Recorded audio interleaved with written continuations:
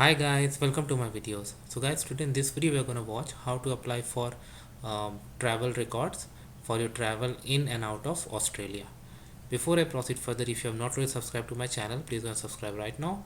And also I would like to clarify, neither I am an immigration consultant nor I am a government body. So if you take anything out of this video, you do it at your own risk. Alright guys, so let's proceed. So guys, in front of you I have opened this requesting travel records website for Australia. Okay. Now it has got data only after 1981. If you wanna get the data, your movement data before 1981, you need to contact National Archives of Australia. So still like 43 and then 1942 years data they have. Okay, it will not show the countries you travel to or from. It will just give you your Australia. Okay,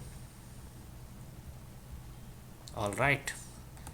Port codes, it will show Australian port of departure, flight or vessel details such as flight number, visa subclass and expiry date. Okay, fine. So that's good. So you can click on how to apply. So there is a link to apply, but before we go that, let's check the document checklist. What are the things we need? And then we'll go through the application process. So when you apply for your own, your current photo ID, proof of any name changes. If you apply for someone else, signed written consent, form 956, photo ID, proof of name change, your photo ID, child movement, non-English document must be translated. Okay, fine. Now we can go to the apply tab.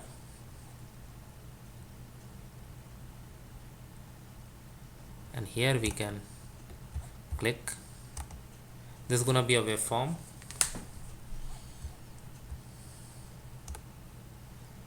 So you can read the privacy and security statement. If you agree, you can go for it. Let's say apply for myself, electronic communication. If I select yes, it's fine. Enter the email. If I select no, what happens? You cannot use this form. You need to go to Global Service Center. Okay, so your details, date of birth, country of passport, data, attach a copy of photo ID, date, range, and why do you require. Okay, you have